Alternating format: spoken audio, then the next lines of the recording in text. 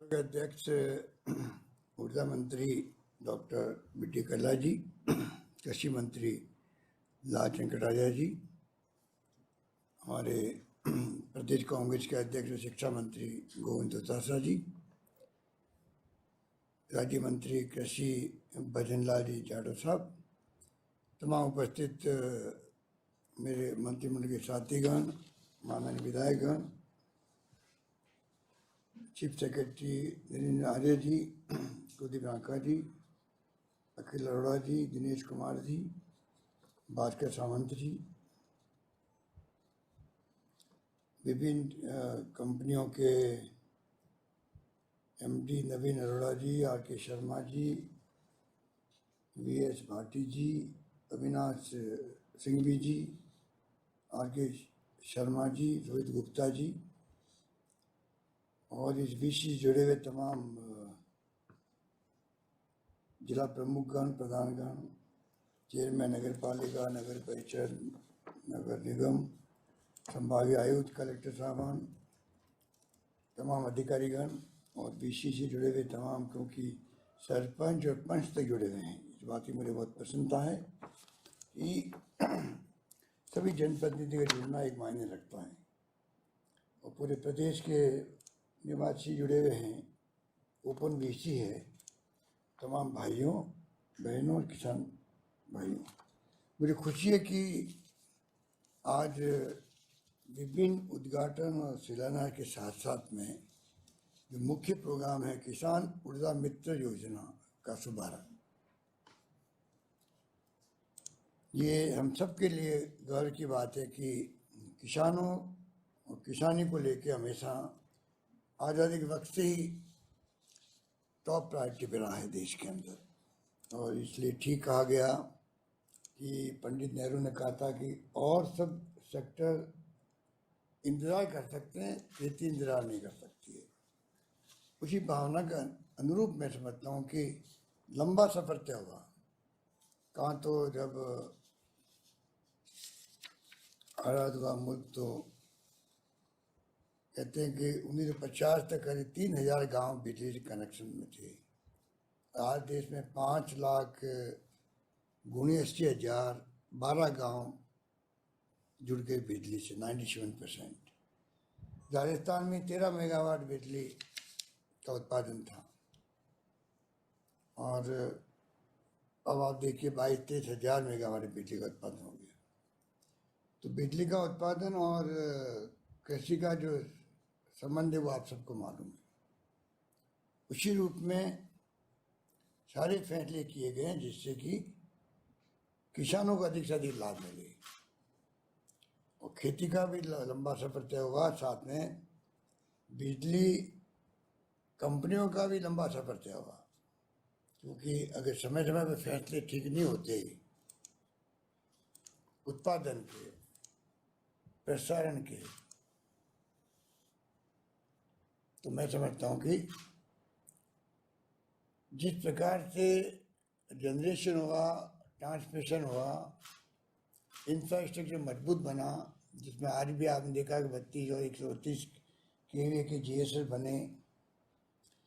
हमारे यहाँ पर 220 केवी का जाल बिछा हुआ है, 400 केवी का जाल बिछा हुआ है और ये आपके हमारे देखते हुए बिछा है पिछले 20 सालों में, कल्ला जी जानते हैं। 765 तक हम चले गए अंता में और यहाँ फागी के अंदर। और ये जिस रूप में काम बढ़ता जा रहा है, मैं समझता हूँ कि उसके अनुपात में अनुदान बढ़ता जा रहा है किसानों के लिए, क्योंकि हम चाहते हैं कि प्रायोरिटी सेक्टर हमारा किसान है, कृषि है। उसी रूप में हम लोग इस सेक्टर को और 90 पैसे बिजली जो मिल रही है, आप सोच सकते हैं कि जो बिजली 5 रुपये 55 पैसे प्रति इकाई पड़ती है, उसको 90 पैसे में देने का मतलब 4 रुपये 65 पैसे प्रति यूनिट अनुदान हो गया। और जैसा भी कहा गया 1000 रुपये प्रति माह तक मैक्सिमम मिलेगा किसान को। अभी उदाहरण दे रहे थे हमारे मंत्री जी कि एक प्रकार से जो छोटे किसान हैं, जो उनको तो एक प्रकार से फ्री बिजली हो गई। इस रूप में किस प्रकार खेती में प्रगति हो, वो हमारा ध्येय है। उसी रूप में जब तक बिजली कंपनी को मजबूत नहीं करेंगे तब तक संभव ही नहीं था। और जिस तरह खेती को मजबूत नहीं करेंगे, इसलिए ये बड़े फैसले जो किए गए हैं, जो मैंने बजट में घोषणा की है कि अगली बार किसानों के लिए अलग बजट पेश किया जाएगा, अलग बजट का आना, अलग बिजली कंपनी बनना, ये ऐतिहासिक फैसले हैं, इतिहास बनाएंगे। फिर वो आशंका भी है कि ये अलग बजट बनाना, अलग बिजली कंपनी बनाना, इससे किस प्रकार से ये इम्प्लीमेंट होंगे, कई तरह क्वेश्चन खड़े होते हैं। तो मैं समझता हूँ कि एक जो हमारा ध्येय है कृषि को और बिजली को, उसको लेके आगे बढ़ना, तो हमें कुछ ऐसे फैसले करने पड़ेंगे जिसको हम सब मिलकर के किसानों के इंटरेस्ट के अंदर, राजस्थान के इंटरेस्ट में उनको पूरा करें। और उसी रूप में मैं समझता हूँ कि लगातार आगे बढ़ते जा रहे हैं। और समय समय पर हमारे यहाँ, चाहे छबड़ा हो, चाहे वो कोटा हो, चाहे वो सूरतगढ़ हो, बाड़मेर के अंदर प्लांट लग गया प्राइवेट सेक्टर में। इस रूप में जनरेशन का काम साथ साथ चला। और सोलर और विंड के अंदर जो टारगेट अक्षय ऊर्जा के बनाए गए 30,000 मेगावाट तक के, अभी हमारे मंत्री जी कह रहे थे 2025 तक का टारगेट लेके चल रहे हैं। तो आप सोच सकते हैं कि उसको पूरा करने के लिए हम सबको उसी रूप में आगे आना पड़ेगा। पर जनरेशन साथ साथ हुआ राजस्थान में, इस कारण से आज हम लोग कंफर्टेबल हैं। आज आप जो किसान की मांग है 6 घंटे बिजली कम से कम मिले, वो क्यों मिल पा रही है? पहले 20 साल पहले आप देखते थे कि किसान लोग सड़कों पे आते थे, आंदोलन होते थे। और आज ये स्थिति बन गई, तो आराम से हम लोग उनको 6 घंटे बिजली दे पा रहे हैं। और दिन को बिजली मिलना, आप जानते हैं कि कितनी बड़ी चुनौती थी। आज 15 जिले में दिन को बिजली मिल रही है। और 2023 तक का विभाग का टारगेट है कि हम सब जगह दिन को बिजली देंगे। दिन को बिजली देने का मायने है कि जब तक आप कंफर्टेबल नहीं हो उत्पादन के अंदर, तब तक संभव नहीं है। इस रूप में तमाम फैसले किए गए। और अभी मैं कहना चाहूँगा, जब तक कि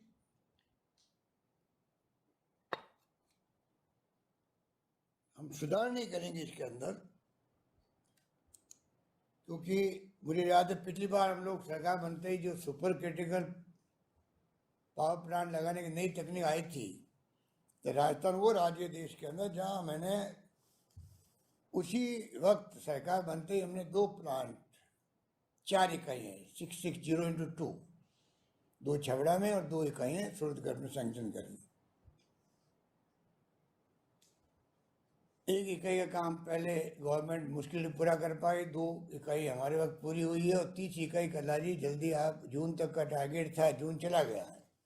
तो मैं उम्मीद करता हूँ सूरतगढ़ वाले 4था इकाई भी आप जल्दी उसको, आवाज नहीं आ रही है, कोविड के कारण थोड़े लेट हो गए, विद इन ए मंथ और सो आपसे उद्घाटन करवाएंगे सर। कोई बात नहीं।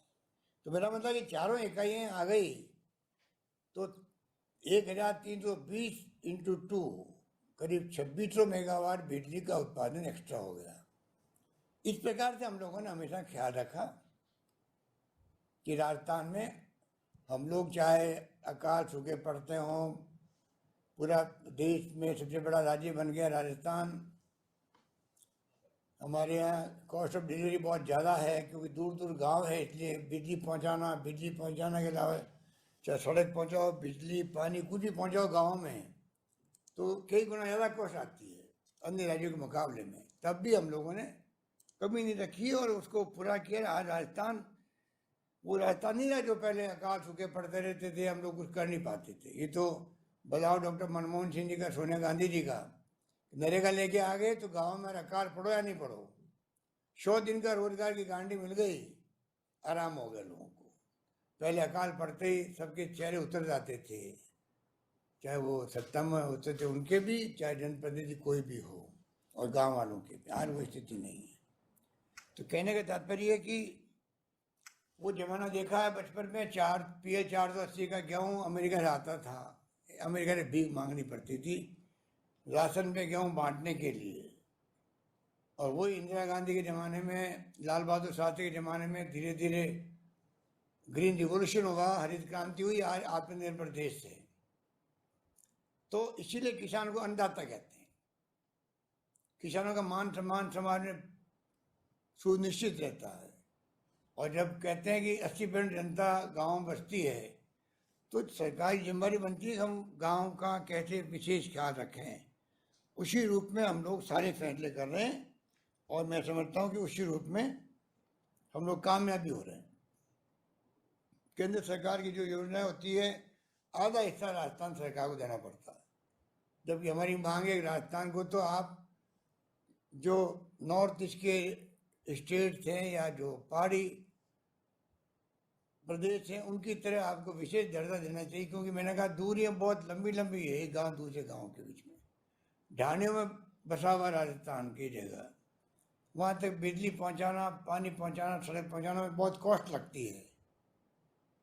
वही फार्मूला जो 50% का है, हमारी मांग रहती है कि 90-10 का फार्मूला होना चाहिए, पर दुर्भाग्य से वो हमारी बात मानी जा नहीं रही है।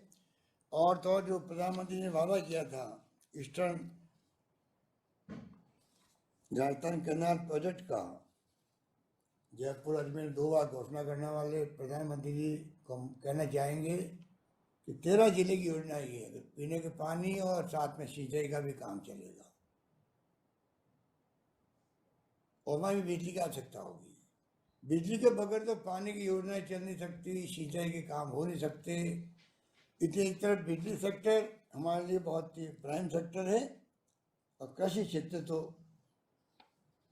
उसको तो सब मानते ही हैं। Doctor MS. स्वामीनाथन जैसे वैज्ञानिक हुए जिन्होंने बहुत बड़ी भूमिका अदा करी थी इसके अंदर भी, ग्रीन रिवोल्यूशन के अंदर भी।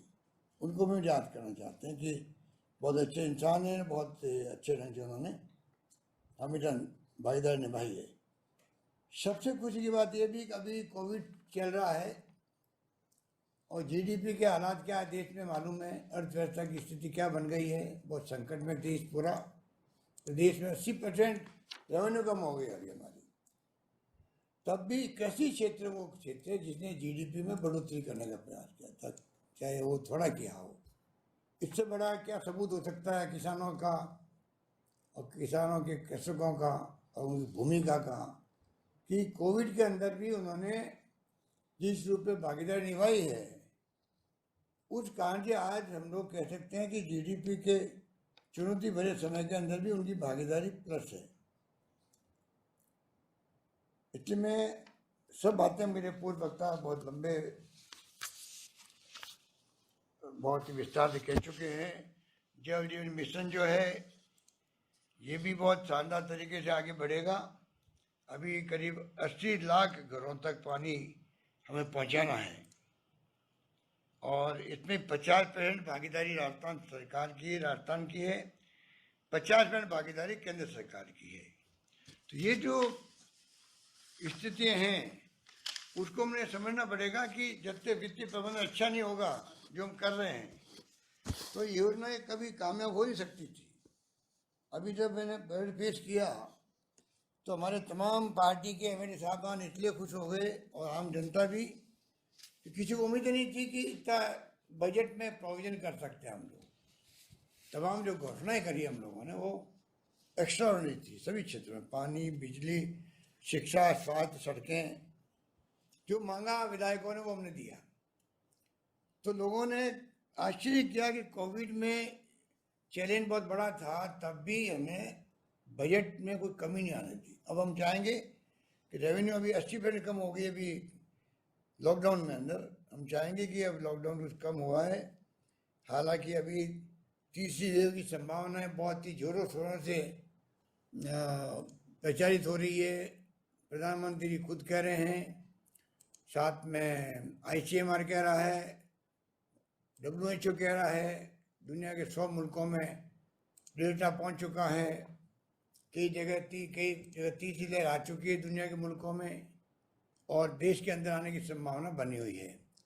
उसका बड़ा ख्याल रखना। दिनेश कुमार कह रहे थे कि काफ़ी लोगों ने सेक्रीफाइस किया है, जान चली गई उनकी। वास्तव में वो तो एक प्रकार शहीद ही हुए हैं। अगर कोविड के अंदर और महामारी में काम करते हुए कोई व्यक्ति चला गया दुनिया से, इससे बड़ा त्याग उस परिवार का क्या हो सकता है कि जितनी संवेदना व्यक्त करनी उतनी कम है उनके लिए। पैकेज घोषणा की हम लोगों ने, वो आपने बताया कि हम उस काम को पूरा कर रहे हैं, मुझे बहुत खुशी की बात की है। इस प्रकार से मैं चाहूँगा कि अब समय ये भी आ गया कि पानी की कमी फिर भी है, क्योंकि पूरे देश में सबसे बड़ा राज्य राजस्थान है। छत्तीसगढ़ अलग हो गया, मध्य प्रदेश उसके बाद में, परंतु क्षेत्रफल के हिसाब से 10% क्षेत्रफल है देश का राजस्थान में, पर पानी 1 है, 1.2% है, बहुत कम पानी है।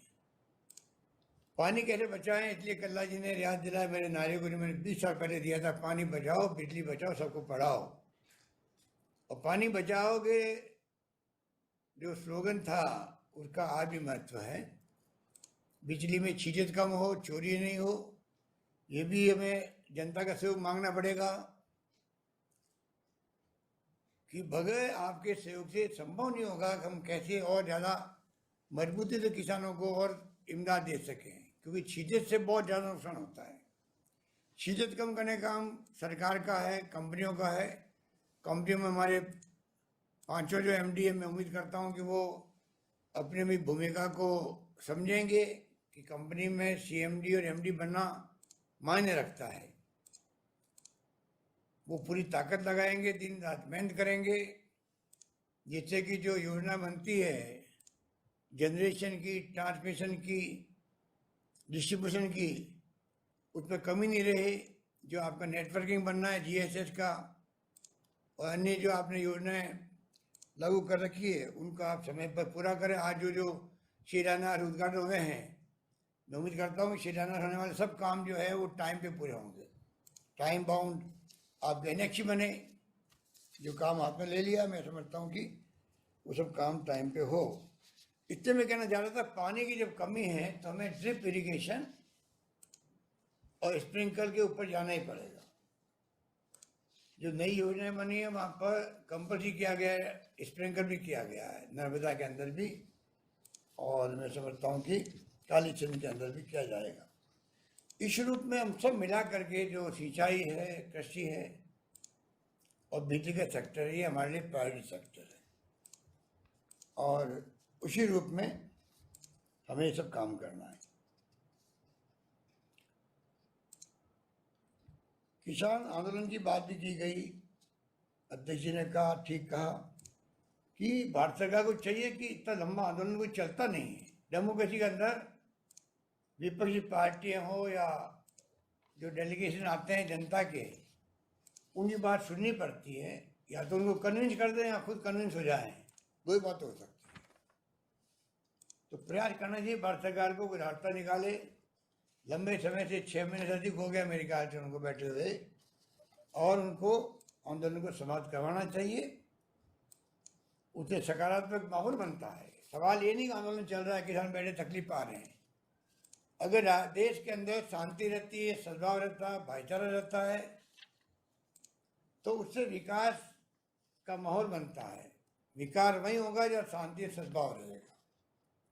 जहाँ हिंसा होगी, जहाँ सद्भावना का माहौल कमजोर होगा, तनाव रहेगा, वहाँ विकास ठप होता है।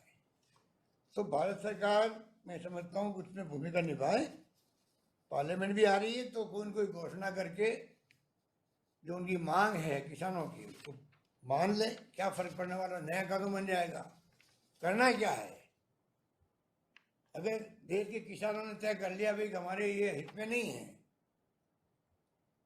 क्या फर्क पड़ जाएगा अगर आप उनको विटो कर लेंगे। कई राज्यों ने, हम लोगों ने तो उसको बड़ी खारिज कर दिया था, नए कानून पास किए। वो अलग बात है कि वो आगे नहीं बढ़ पाते हैं, राष्ट्रपति महोदय तक जाते हैं राज्यपाल के थ्रू, परंतु भावना और एकजुटता प्रकट की गई है किसानों के साथ में। तो मैं चाहूंगा कि ये मामला निपटे। हमने कृषक कल्याण कोष बनाया राजस्थान के अंदर 1000 करोड़ से, ये संकेत मिला वो भी। इस प्रकार से आने वाले वक्त में भी ये जो नया बजट पे अलग करेंगे, मैं फिर कहना चाहूँगा, और ये अलग कंपनी बनेगी, उसमें आप लोग सब अपनी भागीदारी निभाना शुरू करें, किस प्रकार से उसका लाभ मिले कंपनियों को भी, किसानों को भी, और किसानों की खेती को भी। हमारे जन घोषणा पत्र बनाता है, जब कोई डेमोक्रेसी के अंदर चुनाव के पहले मैनिफेस्टो बनते हैं। दोता साथी बैठे, मैं इनको विश्वास देना चाहूँगा कि आप निश्चित रहें, जन घोषणा पत्र को आधार बना के ही हम लोग आगे बढ़ रहे हैं। और अभी आपने जो शिव ने बताया कि जो जो आप लोगों ने सुझाव दिए प्रदेश कांग्रेस कमेटी के माध्यम से आपने दिए हो, हमारे प्रभारी महामंत्री ने दिए हों, तत्काल सरकार ने कार्रवाई करें। आगे भी मैं आपको कहना चाहूँगा कि ये तो हमारा फर्ज बनता है, जिस पार्टी की सरकार होती है उस पार्टी के मैनिफेस्टो का मतलब जनता से वादा करना, और वादा खिलाफी क्यों करें हम लोग। इसलिए मैं आपके सामने बैठा हूँ, आप बता रहा हूँ, हमारे दारीवाड़ी बैठे होंगे या कल्ला जी है जो पुराना साथी, सबको मालूम है 20 साल पहले मैंने परंपरा शुरू की थी देश के अंदर कि चुनाव जीतने के बाद में पहली कैबिनेट के अंदर हम लोग अपने मैनिफेस्टो को रखेंगे एजेंडा के अंदर, उसको हम पास करवाएंगे कैबिनेट से। ये मैनिफेस्टो का आधार हमारा है, इसको आप आधार बना के पूरी ब्यूरोक्रेसी इस पे कार्रवाई करे और जनता से वादे किए गए वो पूरा करे। ये तीसरी बार हम लोग सरकार में आए हैं, उसी जन घोषणा पत्र को आधार बना के हम लोग काम कर रहे हैं। और मुझे खुशी हुई जब हमारे प्रदेश कांग्रेस अध्यक्ष ने कहा कि हम जो फैसले सरकार ने किए हैं उनको पहुंचाएंगे गांव गांव तक। ये हर जनप्रतिनिधि का फर्ज बनता है, चाहे वो किसी पार्टी का हो, जो फैसले सरकार करती है उसका लाभ गरीब गांव तक कैसे पहुंचे, जिसके लिए योजना बनी है, और तभी उसका लाभ उन तक पहुंचाएंगे जिसके लिए योजना बनी है। हम अपने कर्तव्य को पूरा करेंगे, इसमें कोई पार्टी पॉलिटिक्स की बात नहीं होती है, वो लड़ाई विचारधारा की चलती रहेगी। परंतु कोविड है तो कोविड में हम चाहते हैं कि सब विचारधारा अलग, धर्म जाति अलग, इंसानों कैसे बचाएं, जीवन बचे आजीविका बचे। उसी रूप में हम लोग अगर योजना बनाते हैं किसानों के लिए या गरीबों के लिए, गांव के लिए, छत्तीसगढ़ी कौम के लिए, तो मैं समझता हूँ वो योजनाओं का लाभ कैसे दिलाएं। अब मान लीजिए चिरंजीवी योजना लेके आए हम लोग, 5 लाख तक का बीमा है, कैशलेस 5 लाख तक का एक परिवार की बीमा होना मायने रखता है, पूरे प्रदेशवासियों के लिए कर रहे हैं। मेरे ख्याल बहुत कम परिवार बच्चे होंगे जिन्होंने अभी तक फॉर्मेलिटी नहीं करी, वो करवाना चाहिए आप लोगों को। गांव तक लोग बैठे हुए हैं, उन सबसे मैं सरपंचों से, वार्ड पंचों से, मेंबर पंचायत समिति, मेंबर जिला परिषद, कोई व्यक्ति जनप्रतिनिधि है नगर पालिकाओं में, नगर निगमों में, या जो सरकारी कर्मचारी हैं, अधिकारी हैं, ग्राम सेवक क्यों नहीं हो, पटवारी हो, नर्स हो, सब हो, आशा सहयोगी हो, आंगनबाड़ी वर्कर हो, सबकी ड्यूटी है कि ये चेंज योजना जो है इसमें हर आदमी को लाभ मिले टाइम पर। 5 लाख की बीमा, कोई आदमी भर्ती होगा अस्पताल में, उसके 5 दिन के पहले से शुरू होगा, और जब वो ठीक होके जाएगा घर पे 15 दिन बाद तक का उसमें प्रोविजन है। पूरा खर्चा सरकार ने एग्रीमेंट किया बीमा कंपनी से, वो पैसे देगी अस्पताल को, आपको एक नया पैसा नहीं देना है, खाली आपको फॉर्म भरना है। अब अगर वो हमने वो कमी रख दी तो वो परिवार को वो फायदा नहीं मिल पाएगा उसका। अगर प्राइवेट सेक्टर में जाएगा तो 5 चाहे 50,000 का बिल हो, चाहे 2 लाख का बिल हो, वो उसको स्वीकार नहीं करेगी, पैसा मांगेगा आपसे। जरूरी है कि हम पूरे प्रदेशवासी, हिंदुस्तान में एकमात्र राजस्थान राज्य जिसने ये योजना लागू करी है, मैं चाहूँगा कि उसको पूरा करने के लिए पूरे प्रदेशवासी एक भी परिवार छूटे नहीं, उसमें आप सबको भागीदारी निभाने का मैं आह्वान करता हूँ। जो अनफॉर्चुनेटली हमारे बीच नहीं रहे लोग कोविड में, करीब 4,000 से ज़्यादा लोग मर गए दूसरी लहर के अंदर, और पहली लहर में डेथ हो गई करीब 15 लोगों की। उनके हमने अनाथ बच्चों को, विधवाओं के लिए पैकेज दिया है 1 लाख का, फिर 5 लाख का। उसके लिए आपको उस घर तक पहुंचना है, उनको इमदाद करनी है, उनको सलाह देनी है, और प्रशासन उसके लिए लगा हुआ है उनको योजना को उन घरों तक पहुंचाने में, उनको डिलीवरी करने में 1 लाख रुपए तक की वो तमाम काम चल रहे हैं। पर हम लोग जो बैठे हुए हैं यहाँ पर आज ऋषि के अंदर या जो सुन रहे हैं, उन सब की नैतिक जिम्मेवारी बनती है कि हम कैसे अपने प्रदेशवासियों के सुख दुख में साथी बने। और मैं उम्मीद करता हूँ कि जो माहौल आपने बनाया पहली वेव के अंदर, जो इमदाद करी है, सरकार ने आपका आह्वान किया, पॉलिटिकल पार्टी के हमारे साथियों को, धर्मगुरुओं को, NGO को, एक्टिविस्ट को, आम लोगों को, मैं समझता हूँ, मैंने कहा कोई भूखा नहीं सोएगा, तो वही निभाया प्रदेशवासियों ने। इससे बड़ा गर्व की बात क्या हो सकती है। खाना खिलाना हो, पक्का खाना, कच्चा सामग्री पहुंचानी हो, कांस्टेबल तक ने इमदाद करी थी।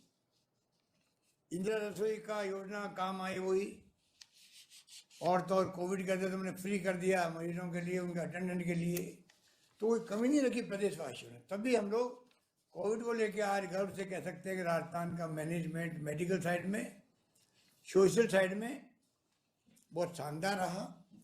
पूरे देश में उसकी चर्चा है, देश के बाहर भी चर्चा है। मुकाबला शानदार करने का प्रयास किया, पर दूसरी लहर बड़ी खतरनाक थी। जो डेल्टा वेरिएंट जिसका नाम लिखा गया है, इसका कोड नंबर रखा गया था पहले B16172, और ये मालूम नहीं पड़ा देश में कि ये नया वेरिएंट आ गया है। हाहाकार मर गया ऑक्सीजन को लेके, दवाओं को लेकर के देश के अंदर। अचानक ही 15-16 अप्रैल के बाद में तो पता नहीं 1.5 महीना कैसे बीता देशवासियों का, आप सबको मालूम है, हम सबको मालूम है। तड़प रहे थे ऑक्सीजन के लिए, हाहाकार मचा हुआ था, हम लोग भीख मांग रहे थे केंद्र सरकार से ऑक्सीजन में दो। और फॉर्चुनेटली सौभाग्य से राजस्थान में दुर्घटना नहीं हुई, वरना तो गोवा के अंदर, कर्नाटक में, नोएडा में, दिल्ली में के अस्पतालों में ऑक्सीजन की कमी से लोग मारे गए थे बेचारे। तो कहने का मतलब ये कि बहुत भयंकर ये डेल्टा खतरनाक है, जल्दी फैलता है, लंग्स में पहुंच जाता है जल्दी, और बचना बड़ा मुश्किल होता है। और बचने के बाद भी तकलीफ रहती है पोस्ट कोविड, जैसे मुझे भी थोड़ी बहुत बनी हुई अभी तक है। तो मैं कहना चाहूँगा कि कृपा करके इस कोविड की 3rd लहर का जो हमें रोकना इसको है राजस्थान में, इसलिए हमारा जो अभियान चल रहा है मास्क लगाने का,